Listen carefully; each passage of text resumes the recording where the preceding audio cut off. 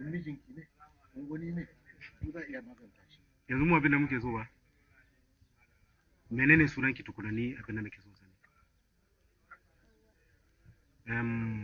Hawa, gaya mini fi sabilillahi, ki gaya mini gaskiya, kuma ina so ki daga muryarki. Menene ya faru? Mu taimakon ki muke so mu.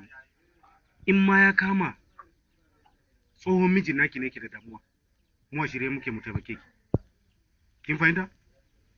Idan kuma ya kama nema kudin mota watakila baki da shi na komawa, ko kuma wani laifi ya aikata miki wanda ya kai, ko da ya kama ne ya kai shi kotu a hukunta shi, dole shi ne za mu hukunta shi. Don me? Ya ci mutuncinki, ya ci mutuncin aure. Don duk mutumin da ya san darajar aure bai kamata ya wulakanta ki ba. Tun farko ma bai kamata ya aure ki ba. Ya yarda ya raba ki da iyayenki, sannan kuma daga baya zo ya raba ki da aurenki. Ke ba gidan miji kike ba, ke ba gidan iyayenki ba, sannan baki wani wuri takameme inda misali za a iya tsare rayuwanki da wani. Kin san yadda yanzu duniya yadda ya kasance, wani ya ga watakila bai san ki ba, bai taba ganin ki ba, kin nuna kamar kina cikin wani damuwa, sai ce to shi yana da niyya zai taimake ki, alhali kuma yana da wani mugun hali ne. Yanzu kin nan dai ga babban gida, ga yara kina gani suna shiga suna fita, ba ne ya cutar da ke zamu ba. Don ki faɗa mana gaskiya, menene ya faru? Mana so ki daga murya ki faɗa, mu niyyar taimakon ki zamu yi, ba wani abu. Ki gaya mana gaskiya, menene takamaimai abin da ya faru? Har ki ji kunya ko kuma wani abin nan. Me da menene ya faru?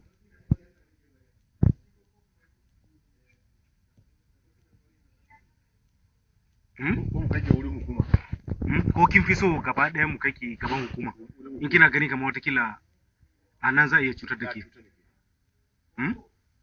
Sai mu buga ma yan sanda waya. Ita wannan yaren da kuke gani, wata ta fito ne daga wani kauye a karamar hukumar Ardokola, inda take, mun same ta ne a bakin hanya, inda take cewa ta shiga matsala, cewa an aure ta, bayan mijin ya aure ta kuma watakila sun samu wani matsala ne, so sai ta gudu daga gidan miji. So yanzu kokarin da muke yi shine muna son mu fahimci takamaimai wani hali take ciki, don inda ta baro din zuwa nan zai akalla kilomita 65, kuma ga karamar yarinya ce wanda muna gani kamar shekarunta bai ɗara 13 zuwa 14 haka nan ba.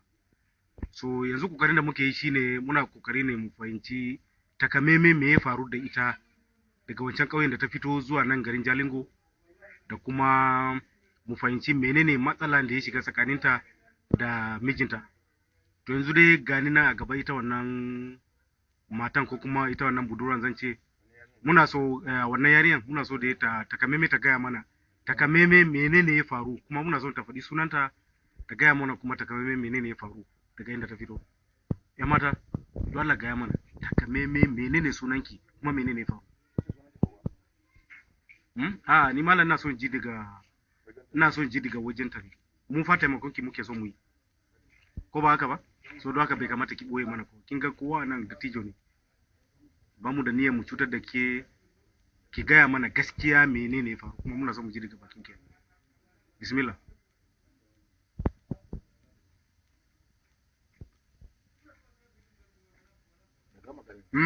Ki yi magana, mun fa taimakon ki muke so mu yi.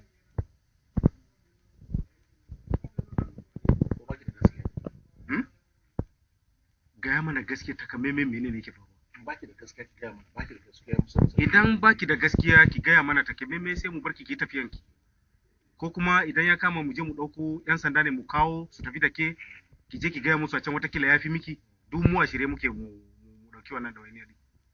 Menene yake faruwa?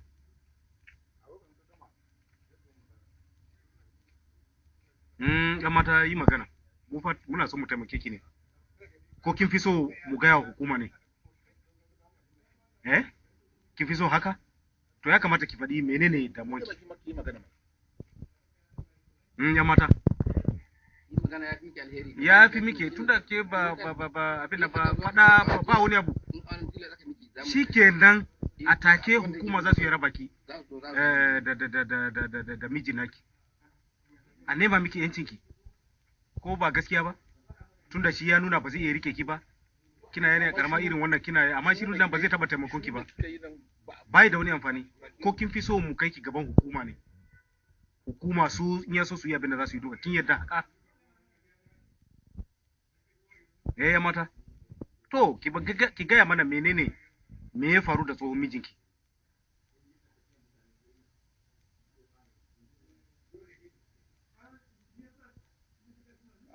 Yanzu kina da waya ne? Baki da waya? Kina da ke da numban ko wayan yan wanki aka? Baki da shi. To yanzu da wane waya konewa ta yi? To yanzu da rabonki daga gidan mijinki zuwa yanzu kwana nawa kika bar gidan miji? Yau sati biyu? To da sati biyu nan da kika rabu da gidan miji ina kike kwana? Gidan bafanki? To me ya hana ki zama gidan bafan kuma kike fita waje? Me ya suna ainihin bafan naki kuma wani anguwa kike yake? Unare? Sunansa? Anguwan? Daidai ina ne Unare dinan? Kusa da makabarta? Wani gari kenan? Iware? Menene sunan shi kuma? Alhaji Madu? Madugu? To amma wai tun farko da yake ga abin da ya faru da ke, me yasa ya dai rabu da ke? Ya kore ki, ya ki barin ki bayan kuma kika ce kuma babban ki ne, kuma kika ce gidanku ya kone. Me ya faru? Ɗakin ki ya kone. So da yake kuma wanda ya shiga ɗakin duka sai an yi wuta. Shi a wannan ɗakin mutumin kenan. Amma shi mijin naki kuma yanzu shi ina yake, ya san da cewa ya san inda yake? Shi aiki me yake mijin naki? Babu. Yana da wata mace ce ko ke kaɗai yake da ita? Yake da bai da mata? A gidan da kuke din ke kaɗai da shi ne kawai ko kuma akwai yan wasa cikin gidan? Su wai ne kaman da suwa da wa kenan a gidan? Yayansa da ƙanyen. Me suna ainihin shi yayan kuma me aiki me yake yi? Shago ya rike? Amma tun lokacin da ya ga abin ya faru kamar haka, shin shi wani mataki yayan mijinki na ke ɗauka? Ba wani matakin da ya ɗauka? Me sunan shi yayan mijin naki? Gidado? Shi mijin fa me sunan shi? Bello? Kuma kin ce baya yake komai. To yanzu ke takamaime yanzu menene damuwanki, me kike so a yi miki?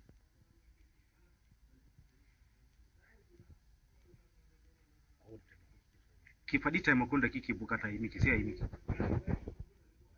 Kin ji?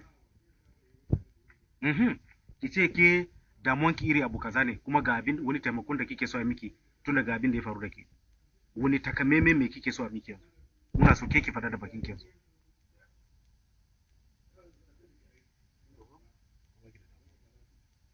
Ko kina ji baki da wani damuwa?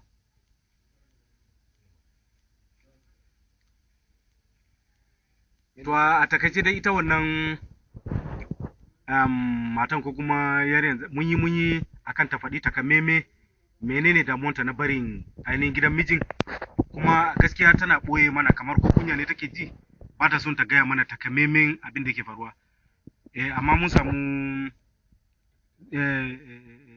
takamaimen ƙauyen da take da kuma wasu mun samu zantawa da su ta kiransu a waya cewa lallai suna da labarin barin gidan mijin.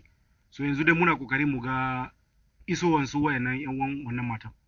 Duk abin da yake ciki watakila nan zuwa anjima za a ji abin da ke faruwa.